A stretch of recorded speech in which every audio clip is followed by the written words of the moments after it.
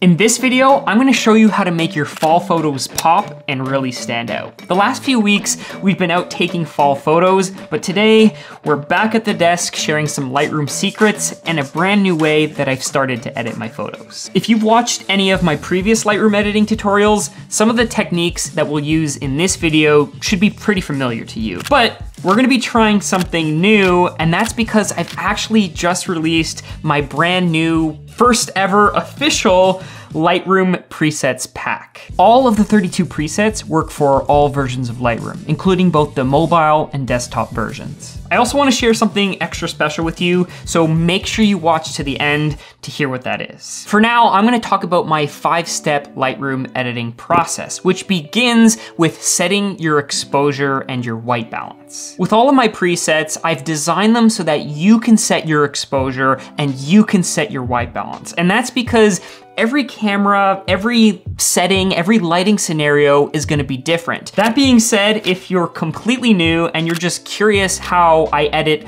all of my settings, I've included 2 versions of each of the presets that also include the tonal and the white balance adjustments. There's also a 6th step in the editing process, but I'll talk about that as we get more into the editing. So for this photo, you'll notice that it's really dark and we need to fix that. What we're gonna do is actually bump up the exposure, and I'm gonna bring it about 1.5 times higher, just so that we start to even out the histogram. But you'll notice it still kind of looks a little bit dark and a little bit flat. So I'm gonna pull some details out of the shadows and drag down those highlights, and then add a little bit of contrast back by upping the whites and maybe just lowering the blacks ever so slightly. The next step is optional, but with a lot of the presets that I've included, I like to drop the clarity ever so slightly, just because digital photos tend to be a little bit harsh.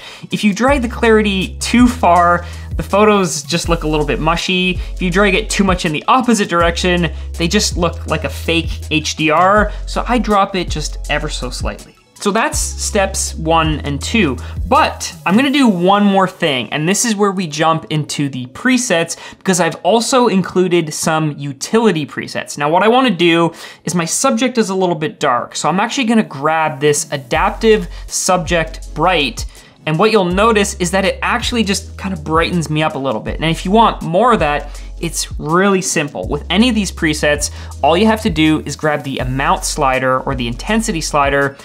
That will add more brightness, or if you wanna reduce the effect, that will add less brightness. I think I'm gonna keep it around there, looks good. Now, if you wanted at this point, if your photo looks a little bit too cool or a little bit too warm, this is where you'd wanna touch the white balance. So you could warm the photo up, or you could cool it off by dragging it left. I'm pretty happy with where it was, so I'm gonna leave it just like that. Now we're gonna run through some of these presets, and what they do is they take care of steps 3, 4, and 5. That's where we're gonna start to stylize our photo. We're gonna start to adjust the colors, maybe a little bit of the contrast, as well as the color grading. A preset like Hot Cider does a lot to just add a whole bunch of orange and a whole bunch of contrast. One of the ones that a lot of people like is this Fire Root 74, and that's because it just adds a good amount of overall contrast while also keeping the colors saturated. Again, presets are really like a blueprint. They're a roadmap that will get you from point A to point B,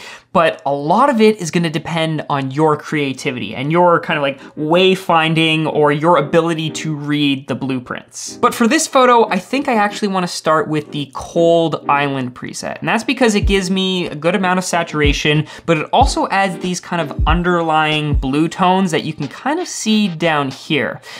Now to make this a little bit better, I'm gonna add a couple masks, and that's kind of the bonus 6th step, where once you're happy with the preset and it's done kind of all the heavy lifting, then you can add on top of it or add your own customizations. In my case, I'm gonna jump to the masking, and I'm gonna grab a radio gradient and just throw it up in the top left corner. I'm gonna boost the exposure and actually drop the dehaze, and that's just kind of gonna make it look like there's a sun or a light source, or just kind of give this variation in my photo so that it doesn't look too flat. Then I'm gonna do the opposite and actually grab a linear gradient, and we'll throw it on the bottom right-hand side of this photo.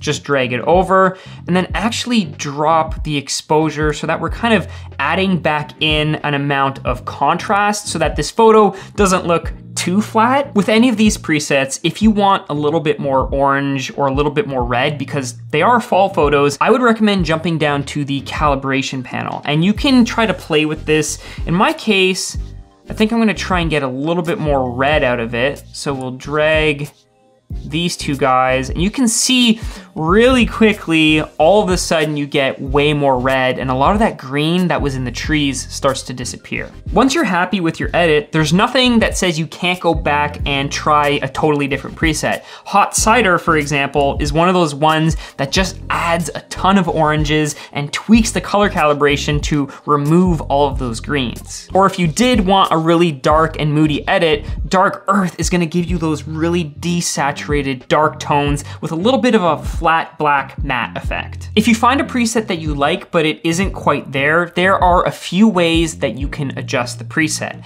As mentioned, one of the ways is to tweak the intensity slider. So you can drag it all the way down to 0, or if you want even more, you can drag it all the way up to 200%. The second way is with the white balance. If you find the photo is a little bit too warm, then dragging your white balance to the left can cool it down a little bit. Or doing the opposite and dragging it to the right can warm it up. If there's a preset that you really like, but maybe it's a bit too bright or a bit too dark, you're gonna wanna tweak your exposure or jump in this case, maybe this one's a little bit too dark, so I would grab the shadows and just drag them to the right so I can see more of the details that are in the dark tones of this photo. Now, these presets are not specific to fall photos, but they do work really well if your photo has a lot of warm tones like oranges and reds and yellows. If you made it this far into the video, as a thank you, I'm gonna be offering 20% off for anyone who picks up the presets within the next week. If you're seeing this after October 29th,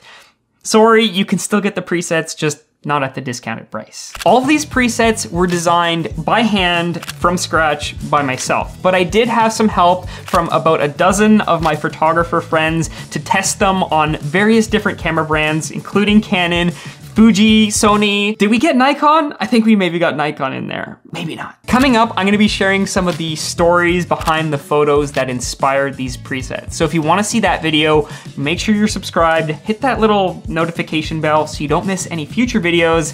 And if you do, I'll see you in the next one. Oh my gosh, did we forget to clone stamp out? Oh no, we gotta get rid of that. I bet that was annoying you the whole video. How did I miss that?